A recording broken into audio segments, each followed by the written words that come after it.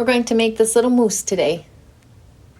So it looks like the kind of outdoor lawn ornaments that you would see cut out of wood.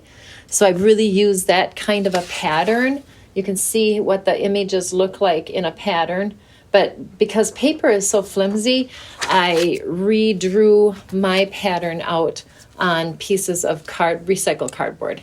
Actually, the cover of a phone book page. So just so you know how I make mine, because I like them out of cardboard so that they're a little firmer and easier to manipulate and use again and again. I'm rolling out some clay here.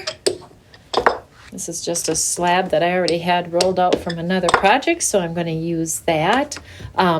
Rolling it out about half the thickness of my pinky, nice and thin, okay? And then I'm going to trace these pieces. This is the hind legs, this is the front legs, this is the body, and antlers and ears. I'm going to hold my tool straight up and down, trace all the way around my pattern.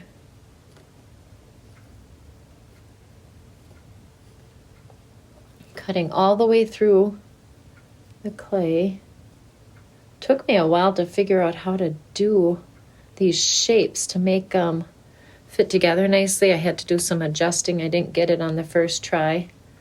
But there's a link attached that you can click on if you want to use my pattern.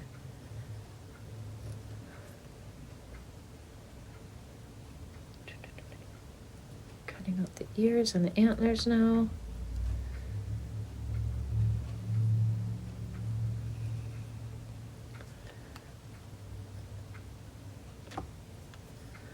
And just the hind legs yet.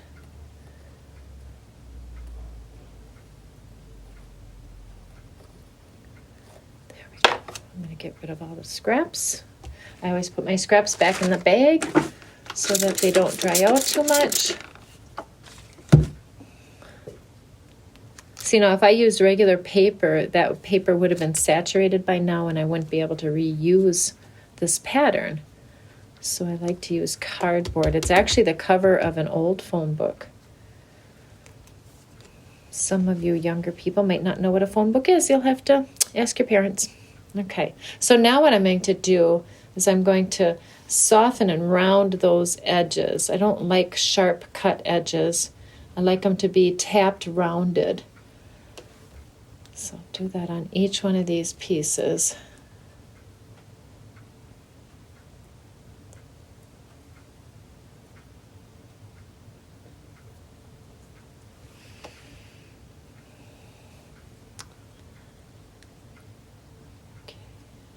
There.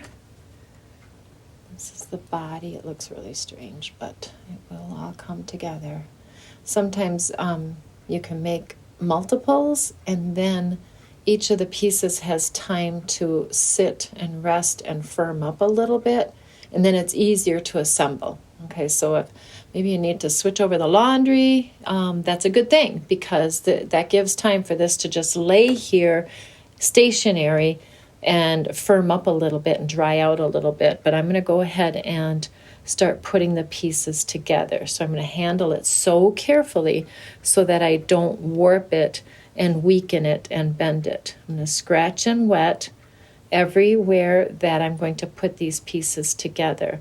So you see the little rectangles cut out. That's where I'm going to put the clay together. So I need to scratch and wet wherever you see that it's going to connect. And again, I'm doing this so carefully so not to warp and bend and weaken the clay. If you bend it and then bend it back, the clay weakens and gets thin there. So I'm going to take the next part, the next set of legs. Scratch and wet that. I'm going to hold it so carefully so I don't put any creases in. Scratch and wet everywhere that it's going to connect. Did I get all the parts? Let's see. I think I did.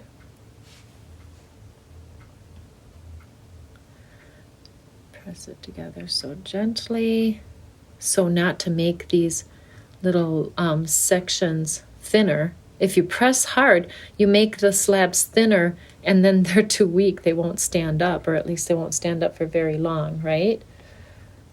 So here he is, standing already. And now I just need to insert the antlers and ears.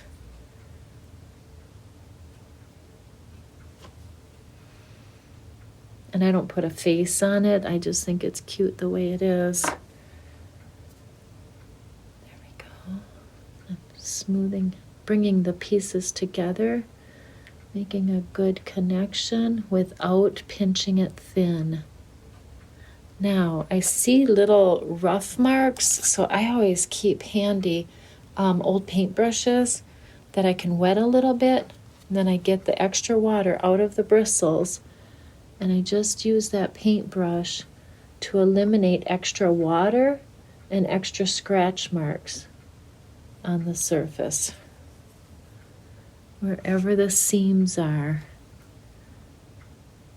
Cleaning the brush out every so often is important, because if you leave too much build up, it's going to cause even more lines.